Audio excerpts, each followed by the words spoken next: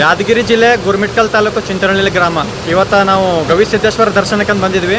Ultimate place. ಒಂದು ದಿನದ ಯಾರು ಅಡ್ವೆಂಚರ್ ಮತ್ತು ದೈವಿಕ ಶಕ್ತಿಯಾಗಿ ತಾವು ಬರ್ಬೇಕಂದ್ರೆ ಈ ಒಂದು ಜಾಗಕ್ಕೆ ತಪ್ಪದೆ ಭೇಟಿ ಕೊಡ್ರಿ. ಕಲಬುರಗಿ ಜಿಲ್ಲೆಯಿಂದ 102 ಕಿಲೋಮೀಟರ್ ಅಂತರನಾಗಿರ್ತದ. ಹಾಗೆ ಬಾದಿಸ್ಲಿಂದ ನಾವು ಅನ್ಕೊಲಿಕತ್ತಿದ್ವಿ ಗವಿಸಿದ್ದೇಶ್ವರ ಜಾಗಕ್ಕೆ ನಾವು ಭೇಟಿ ಕೊಡ್ಬೇಕಂತ ಹೇಳಿ.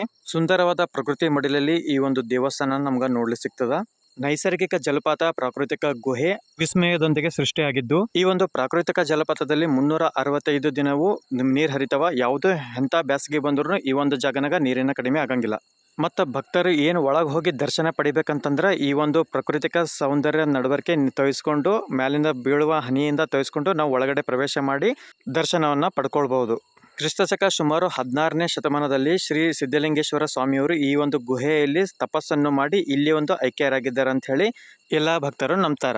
ಈ ಒಂದು ಸ್ಥಳದಲ್ಲಿ ದಿನನಿತ್ಯ ಪೂಜಾ ಆಗ್ತದ. ಈ ಸಿದ್ಧಲಿಂಗೇಶ್ವರ ಸ್ವಾಮಿಯವರ ದರ್ಶನ ಪಡೆಯಲೆಂದೇ ಆಂಧ್ರ ಪ್ರದೇಶ, ತೆಲಂಗಾಣ ಮತ್ತು ಇನ್ನಿತರ ಜಿಲ್ಲೆಗಳಿಂದ ಬಂದು ಮತ್ತೆ ಈ ಒಂದು ದರ್ಶನವನ್ನು ಪಡ್ಕೋತಾರ. ಹಾಗೆ ಈ ಒಂದು ಜಾಗನಾಗ ದೇವರ ದರ್ಶನ ಪಡ್ಕೋಬಹುದು. ಹಾಗೆ ಮತ್ತು ನಿಸರ್ಗ ಪ್ರಾಕೃತಿಕ ಮಡಿಲಲ್ಲಿರುವಂತ ಒಂದು ಸುಂದರವಾದ ಅದ್ಭುತವಾದಂತ ದೇವಾಲಯ ಇದು. ಒಳಗಡೆ ಒಂದು ದೇವಾಲಯನೂ ಇರ್ತದ ಮತ್ತು ಹೊರಗಡೆ ಒಂದು ದೇವಾಲಯನೂ ಇರ್ತದೆ. ಧನ್ಯವಾದ. ಜೈ ಶ್ರೀರಾಮ್. ಹರ್ ಹರ್ ಮಹಾದೇವ್.